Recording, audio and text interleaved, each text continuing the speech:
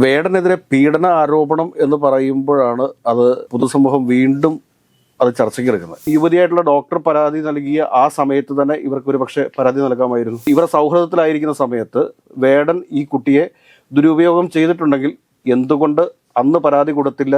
വാർത്താ മാധ്യമങ്ങൾ വളരെ ഗൗരവത്തോടു കൂടിയാണ് ഈ വിഷയം ചർച്ച ചെയ്യുന്നത്. വേടനെ അറസ്റ്റ് ചെയ്യാത്തതിന് കാരണം എന്താണെന്ന് വെച്ച് കഴിഞ്ഞാൽ കേരള ഹൈക്കോടതിയിൽ മുൻകൂർ ജാമ്യത്തിന് നൽകിയിട്ടുള്ള ഒരു പ്രതിയെയും കേരളത്തിൽ ഇന്നുവരെ പോലീസ് അറസ്റ്റ് ചെയ്തതായിട്ട് എനിക്കറിഞ്ഞുകൂടാ. ഈ പെൺകുട്ടികൾ ഇതിനു മുമ്പും വേടനെതിരെ മീറ്റു ആരോപണമായിട്ട് രംഗത്ത് വന്നിട്ടുള്ളതാണ്. കഴിഞ്ഞ 3 വർഷക്കാലം ഇല്ലാതിരുന്ന ഒരു പരാതി ഇന്ന് ഉണ്ടായി എന്നുള്ളതാണ് നമ്മൾ പരിശോധിക്കേണ്ടത്. നമസ്കാരം, വൈറ്റ്സ് ഫൺ ടോക്സിലേക്ക് ഏവർക്കും സ്വാഗതം. നമസ്കാരം.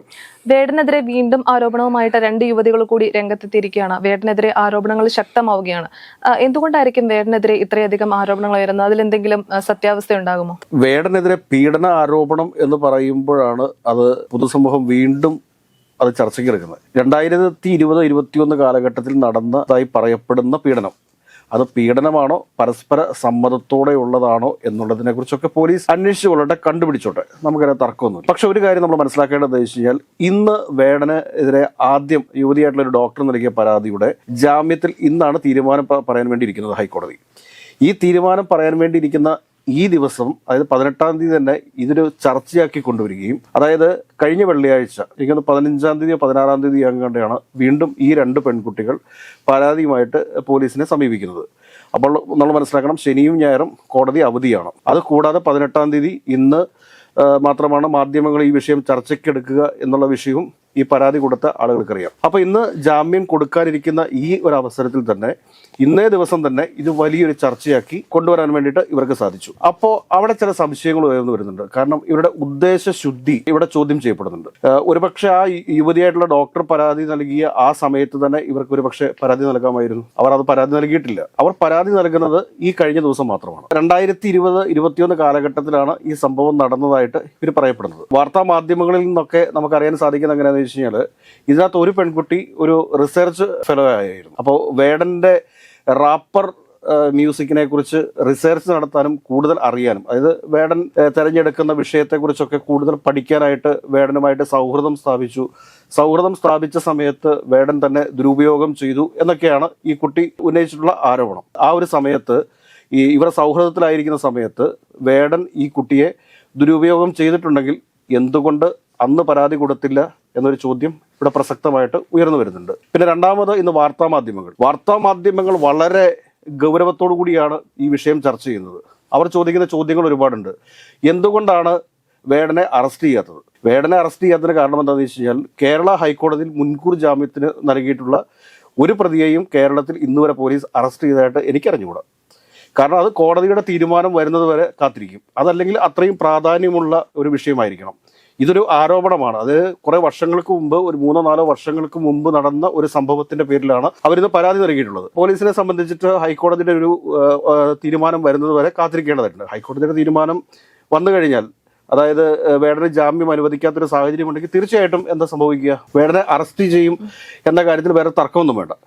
അപ്പോൾ ഒരു കാര്യം നമ്മൾ മനസ്സിലാക്കേണ്ടത് എന്താണെന്ന് ചോദിച്ചു കഴിഞ്ഞാൽ, 2 കേസുകൾ കൂടെ നൽകിയിട്ടുള്ളത് അതിലേക്കാണ് വരുന്നത്. ഈ പോലീസ് നിരുത്തരവാദപരമായിട്ട് പെരുമാറി എന്നുള്ളതാണ് മാധ്യമങ്ങളുടെ ഒക്കെ ആക്ഷേപം. ഒരു കാര്യം നമ്മൾ മനസ്സിലാക്കുക, വേടനെ സംബന്ധിച്ചിട്ട് വേടനെ പോലീസിനെ അറസ്റ്റ് ചെയ്യാനായിട്ട് ഈ പറയുന്ന സമയമൊന്നും വേണ്ട. അത് പ്രത്യേകിച്ച് കേരള പോലീസാണ്. പോലീസ് വേടൻ ഇന്ത്യ വിടാതിരിക്കാൻ വേണ്ടിയിട്ടുള്ള മുൻകരുതൽ എടുത്തിട്ടുണ്ട്. അതിനുവേണ്ടിയിട്ടാണ് ലുക്കൌട്ട് സർക്കുലർ ഇറക്കിയിരിക്കുന്നത്. അത് നേരെ പോകുന്നത് കസ്റ്റംസിനാണ്. അതുകൊണ്ട് തന്നെ വേടന് ഇന്ത്യയിലെ ഒരു എയർപോർട്ടിൽ കൂടെയും വിദേശത്തേക്ക് കടക്കാൻ വേണ്ടി സാധിക്കത്തില്ല. അങ്ങനെ പോലീസിനെ നമുക്ക് ഒരു തരത്തിലും കുറ്റപ്പെടുത്താൻ വേണ്ടി പറ്റത്തില്ല. നമ്മുടെ നിയമങ്ങളെക്കുറിച്ച് നമ്മൾ കൂടുതലായിട്ട് അറിഞ്ഞിരിക്കണം. അതായത് 3 വർഷങ്ങൾക്ക് മുമ്പ് നടന്നൊരു സംഭവത്തെ ഇന്ന് ഒരു കേസുമായിട്ട് ഒരാൾ വരുമ്പോൾ അതിന്റെ പശ്ചാത്തലം പോലീസിന് അന്വേഷിക്കേണ്ടി വരും. ഇതിനകത്ത് എന്തെങ്കിലും ബ്ലാക്ക് മെയിലിംഗ് ഉണ്ടോ, അതല്ലെങ്കിൽ വേറെ ഏതെങ്കിലും ഒരു മാഫിയ ഇവരുടെ പുറകിലുണ്ടോ? കഴിഞ്ഞ 3 വർഷക്കാലം ഇല്ലാതിരുന്ന ഒരു പരാതി ഇന്ന് ഉണ്ടായി എന്നുള്ളതാണ് നമ്മൾ പരിശോധിക്കേണ്ടത്. ഇപ്പൊ 2 പെൺകുട്ടികൾ കൂടി കേസ് കൊടുത്ത ഒരു സാഹചര്യത്തിൽ ആ കേസ് കൂടി വരില്ലേ? ഇപ്പൊ ജാമ്യം കൊടുത്താലും അടുത്ത കേസ് വീണ്ടും ഉണ്ടാവുമല്ലോ. 2 പെൺകുട്ടികൾ വീണ്ടും പരാതിയായിട്ട് വന്നിട്ടുണ്ട്. ഈ പെൺകുട്ടികൾ ഇതിനു മുമ്പും വേടനെതിരെ മീറ്റു ആരോപണമായിട്ട് രംഗത്ത് വന്നിട്ടുള്ളതാണ്. ഈ മീറ്റു ആരോപണം നടത്തിയിരിക്കുന്നത് എവിടെ വെച്ചിട്ടാണ്? അത് ക്ലബ്ബ് ഹൗസ് എന്ന് പറഞ്ഞുകൊണ്ട് ഒരു സോഷ്യൽ മീഡിയ പ്ലാറ്റ്ഫോം ഉണ്ടായിരുന്നു. ഈ സോഷ്യൽ മീഡിയ പ്ലാറ്റ്ഫോമിൽ വെച്ചിട്ട് ഇവർ അത് പരസ്യമായിട്ട് പറഞ്ഞിട്ടുള്ള കാര്യമാണ്. അന്ന് വേണമെങ്കിലും ഇവർക്ക് പരാതി നൽകാമായിരുന്നു. അന്ന് ഇവർ പരാതി നൽകിയിട്ടില്ല. അതിനുശേഷം പിന്നീട് വേടന് പ്രശസ്തിയായി, വേടന് ഒരുപാട് പ്രോഗ്രാമുകളായി വേടൻ ലോകമറിയുന്ന ഒരാളാകാൻ വേണ്ടി പോകുന്നു എന്നൊക്കെ കണ്ടു കഴിഞ്ഞപ്പോഴത്തേക്ക് എനിക്ക് തോന്നുന്നു ഈ പെൺകുട്ടികൾ സ്വമേധയാ നൽകിയ ഒരു പരാതിയാവാൻ സാധ്യതയില്ല. ഈ പെൺകുട്ടികളെ കൊണ്ട് ആരെങ്കിലും പരാതി കൊടുപ്പിച്ചതാവാനുള്ള സാഹചര്യങ്ങളാണ് ഉള്ളത്. അതല്ല എങ്കിൽ 18-ാം തീയതി ഇന്ന് വേടന്റെ ജാമ്യത്തിലൊരു തീരുമാനം എടുക്കാൻ വേണ്ടി ഇരിക്കുന്ന സാഹചര്യത്തിൽ അപ്പോൾ തന്നെ മറ്റൊരു പരാതി ഇടുക എന്ന് പറഞ്ഞു കഴിഞ്ഞാൽ അത് കൃത്യമായ ഒരു പ്ലാനിങ്ങിന്റെ അടിസ്ഥാനത്തിൽ രണ്ട് പരാതികൾ വരിക എന്ന് പറഞ്ഞു കഴിഞ്ഞാൽ അത് കൃത്യമായ ഒരു പ്ലാനിങ്ങിന്റെ അടിസ്ഥാനത്തിലാണ്. ഇപ്പോഴത്തെ കറണ്ട് വേടന്റെ അവസ്ഥ എന്താണ്? കാലിക്കറ്റ് യൂണിവേഴ്സിറ്റിയുടെ സിലബസിൽ വേടന്റെ പാട്ടുകൾ ഉൾപ്പെടുത്തുന്നു. എല്ലാ രാജ്യങ്ങളിലും വേടന്റെ പരിപാടികൾ വരുന്നു. ഇങ്ങനെ വേടന്റെ പരിപാടികൾ ലോകത്തെ എല്ലാ രാജ്യങ്ങളിലും ബുക്ക് ചെയ്യപ്പെടുകയും ഈ കേരളത്തിൽ നിന്ന് ലോകോത്തര നിലവാരത്തിലുള്ള ഒരു റാപ്പർ മ്യൂസീഷ്യൻ ഉണ്ടാവുകയും ചെയ്യുക എന്നൊക്കെ പറഞ്ഞു കഴിഞ്ഞാൽ പലർക്കും സഹിക്കത്തില്ല. അത് സഹിക്കാത്തതിന് കാരണം എന്തെന്ന് ചോദിച്ചു കഴിഞ്ഞാൽ അവൻ ദളിതനാണ് എന്നുള്ളതാണ്, അവൻ പിന്നോക്ക വിഭാഗത്തിൽ പെട്ടിട്ടുള്ള ഒരുത്തനാണ് എന്നുള്ളതാണ്. അപ്പോൾ പറയും ബലാത്സംഗം ചെയ്ത ഒരുത്തനെ ദളിത് കാർഡ് ഉപയോഗിച്ച് രക്ഷപ്പെടുത്താൻ നോക്കുകയാണോ എന്ന്. ഇത് ശരിയാണ്, വേടൻ നടത്തിയിരിക്കുന്ന ഒരു കുറ്റമാണെങ്കിൽ ഒരു തരത്തിലും നമ്മൾ അയാളെ ന്യായീകരിക്കാൻ വേണ്ടിയിട്ടൊന്നും നിൽക്കത്തില്ല. പക്ഷേ വർഷങ്ങൾക്ക് മുമ്പ് നടന്നിട്ടുള്ള ഒരു അതിക്രമം, അത് അതിക്രമം ആയിക്കൊള്ളട്ടെ അല്ലെങ്കിൽ സ്വമേധയുള്ളതായിക്കൊള്ളട്ടെ, അതിപ്പോഴാണോ പറയേണ്ടത്?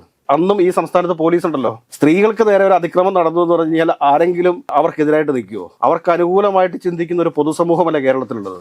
അപ്പൊ അങ്ങനെ ഒരു പൊതുസമൂഹം കേരളത്തിലുള്ള സാഹചര്യത്തിൽ എന്തുകൊണ്ട് അവർ അന്ന് പറഞ്ഞില്ല എന്നുള്ളൊരു ചോദ്യം പ്രസക്തമാണ്. അപ്പോൾ പറയും ആ പെൺകുട്ടി അന്ന് ട്രോമയിലായിരുന്നു എന്നൊക്കെ പറയും. ശരി, ആയിക്കൊള്ളട്ടെ, അവരുടെ പേരൻസിന് പരാതിപ്പെടാമായിരുന്നല്ലോ.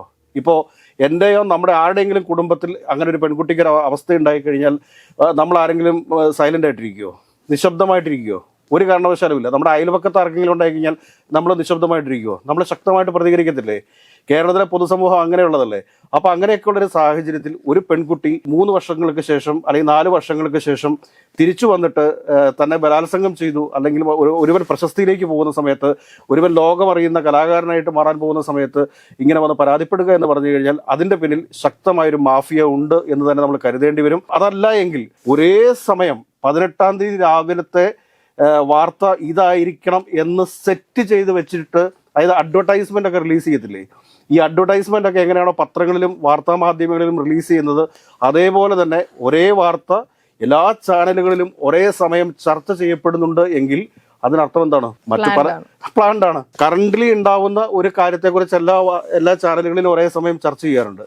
പക്ഷേ ഇത് 18-ാം തീയതി ഈ ജാമ്യം പരിഗണിക്കപ്പെടാൻ പോകുന്ന സമയത്ത് തന്നെ ഈ വിഷയം എടുക്കുകയും ചർച്ച ചെയ്യുകയും ചെയ്യുന്നുണ്ടെങ്കിൽ വേടനെ ഇല്ലായ്മ ചെയ്യുക എന്നുള്ളത് ഒരു വിഭാഗത്തിന്റെ ആവശ്യമാണ്. അതിനു വേണ്ടിയിട്ടുള്ള പരിശ്രമങ്ങളാണ് നടന്നുകൊണ്ടിരിക്കുന്നത്. ഈ രാജ്യത്തെ നിയമത്തിനനുസരിച്ചിട്ടല്ല വേടൻ ജീവിക്കുന്നതെങ്കിൽ വേടനെതിരെ കേസ് എടുത്തോട്ടെന്നേ. വേടൻ അങ്ങനെ ഒരു അതിക്രമം കാണിച്ചിട്ടുണ്ടെങ്കിൽ തീർച്ചയായിട്ടും വേടനെ ശിക്ഷിക്കണം. പക്ഷേ വേടൻ പ്രശസ്തിയിലേക്ക് ഉയരുന്ന സമയത്ത്, വേടന്റെ കൗമാര കാലഘട്ടത്തിൽ പരസ്പര സമ്മതത്തോടുകൂടി ചെയ്തിട്ടുള്ള ഒരു കാര്യത്തെ ഇപ്പോൾ ബലാത്സംഗമായി ചിത്രീകരിക്കുന്നിടത്താണ് നമുക്ക് എതിർപ്പുള്ളത്. അന്ന് നൽകാൻ സാധിക്കുമായിരുന്ന പരാതി അന്ന് നൽകാതെ ഇന്ന് മറ്റാർക്കോ വേണ്ടിയിട്ടാണ് ഇവർ പ്രവർത്തിക്കുന്നതെന്ന് നമ്മൾ ചിന്തിച്ചാൽ അത് നമുക്ക് തെറ്റു പറയാൻ പറ്റത്തില്ല. സാഹചര്യം അങ്ങനെയാണ്. വേടൻ ഇപ്പോൾ ലോക പ്രശസ്തനായിക്കൊണ്ടിരിക്കുന്നു. മറ്റു പല സംഗീതജ്ഞന്മാരുടെയും, MG ശ്രീകുമാറിനൊക്കെ നമുക്കറിയാവുന്നതാണ്, പല സവർണ മേധാവികളുടെയും കുരു പൊട്ടി ഒലിച്ചുകൊണ്ടിരിക്കുകയാണ്. കാരണം ഇങ്ങനെ ഒരുത്തൻ, അതായത് കോളനി കിടന്ന് വാടകയ്ക്ക് ജീവിച്ച ഒരു കൂലിപ്പണിക്കാരന്റെ മകനായിട്ടുള്ള ഒരുത്തൻ ഒരു സുപ്രഭാതത്തിൽ ലോകം മുഴുവൻ ആദരിക്കുന്ന, ബഹുമാനിക്കുന്ന ഒരു കലാകാരനായിട്ട് മാറുക എന്ന് പറഞ്ഞു കഴിഞ്ഞാൽ ആരും അങ്ങനെ അംഗീകരിച്ചു കൊടുക്കത്തില്ലെന്നേ. അവന്റെ നിറത്തിന് പ്രശ്നമുണ്ട്, അവന്റെ ജാതിക്ക് പ്രശ്നമുണ്ട്. ഈ പ്രശ്നത്തെയൊക്കെ അവൻ അഡ്രസ്സ് ചെയ്തു എന്നുള്ളതാണ് അവനെതിരെ ഇതേമാതിരിയുള്ള കാര്യങ്ങളൊക്കെ വരാനായിട്ട് ഉള്ള കാരണം എന്ന് പറയുന്നത്. ഒരു പരാതി ഉണ്ടെങ്കിൽ തീർച്ചയായിട്ടും ഈ പെൺകുട്ടികളൊക്കെ വേടനാൽ അതിക്രൂരമായി ബലാത്സംഗം ചെയ്യപ്പെട്ടിട്ടുണ്ട് എന്ന് തെളിയിക്കപ്പെട്ടാൽ തീർച്ചയായിട്ടും വേടനെ ശിക്ഷിക്കണം. പക്ഷേ ഇത് 4 വർഷങ്ങൾക്ക് ശേഷം വേടന്റെ ലോഗോ, എത്ര രാജ്യങ്ങളിലാണ് വേടന്റെ പ്രോഗ്രാമുകൾ ബുക്ക് ചെയ്തിരിക്കുന്നത് അറിയാമോ? എത്ര ആളുകൾക്ക് എത്രയോ പണം നഷ്ടപ്പെടുമെന്നറിയാമോ? എത്രയോ കുടുംബങ്ങൾ അനാഥമാകുമെന്നറിയോ? അങ്ങനെയൊക്കെയുള്ളൊരു സാഹചര്യത്തിൽ ഈ അവസരത്തിൽ വന്നിട്ടുള്ള ഈ ഒരു കേസ് തീർച്ചയായിട്ടും കെട്ടിച്ചമയ്ക്കപ്പെട്ടിട്ടുള്ളതാണോ എന്ന് സംശയിക്കേണ്ടിയിരിക്കുന്നു. ഏതായാലും ഹൈക്കോടതിയുടെ തീരുമാനം ഏതാനും നിമിഷങ്ങൾക്കകം വരും. ഒരുപക്ഷെ നമ്മുടെ ഈ വീഡിയോ അപ്പ് ചെയ്യുന്ന സമയത്ത് പക്ഷേ ആ തീരുമാനം വരാനുള്ള സാധ്യതയുണ്ട്. ഏതായാലും ഇതിന്റെ പിന്നിൽ ഒരു ഗൂഢാലോചന ഉണ്ടോ എന്നുകൂടി കേരള പോലീസ് പരിശോധിക്കേണ്ടതുണ്ട്. മാധ്യമങ്ങളുടെ അറിവില്ലായ്മയാണോ? ഹൈക്കോടതിയിൽ ആന്റിസിപ്പേറ്ററി ബെയിലിന് കൊടുത്തു കഴിഞ്ഞാൽ പിന്നെ സ്വാഭാവികമായിട്ടും ആ പ്രതിയെ അറസ്റ്റ് ചെയ്യത്തില്ല. ആ ഹൈക്കോടതിയുടെ തീരുമാനം വരുന്നത് വരെ അവർ കാത്തിരിക്കും. അതാണ് അതിൻ്റെ ഒരു ചരിത്രം.